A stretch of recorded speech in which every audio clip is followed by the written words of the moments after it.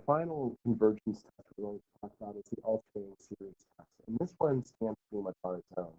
It's not related to any of the others uh, because we could only use this for certain series, specifically alternating series, where the next term that gets added on is changing signs. It's alternating between positive and negative. Yeah, so we'd have a positive term minus something, plus something, minus something, plus something, minus something, and so on. Or minus, plus, minus, plus. Key here is sign alternating as we add more terms on. And when written in simple notation, the negative one tells us that it's alternating. And so we want to focus on this. And this is a great test if you're dealing with an alternating series. This is a very quick test. And I will say with alternating series, we don't always want to deal with the absolute convergence because there are cases where a series will diverge absolutely, but converge if we take into account that it's alternating. Uh, so for the alternating series test, there are three conditions that have to be met for the series to converge. If these three things don't happen, then the series automatically diverges. The first of which is if we ignore the alternating part, in other words, the negative one to the power, what's left has to be positive. And we can't just assume it will be because of the fact we're not dealing with an absolute convergence here.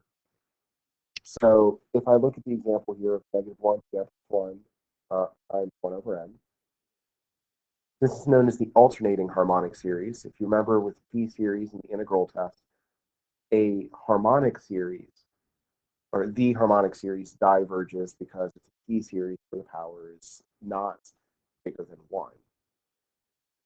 But this is alternating.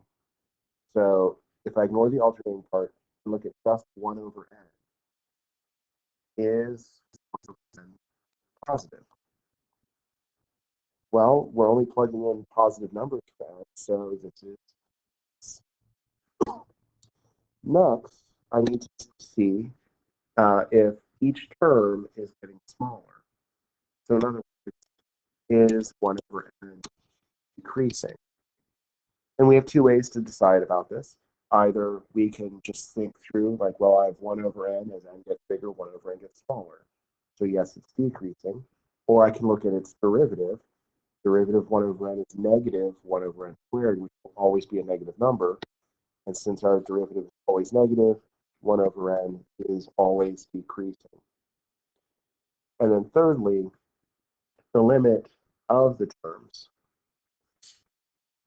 is the limit as it goes to infinity of 0.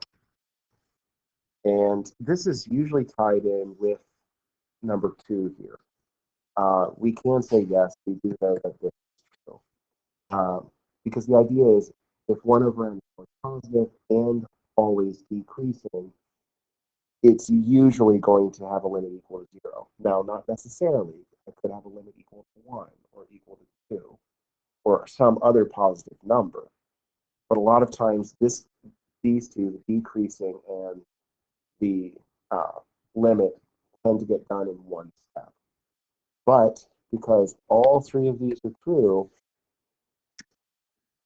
the series converges. Now, if you remember, we said that this is an alternating harmonic series. We already knew that if we had done the absolute value and had the series of 1 over n, we know that diverges. So this is a series that does not converge absolutely. This, which will be taken up in another video, is what's called conditional convergence.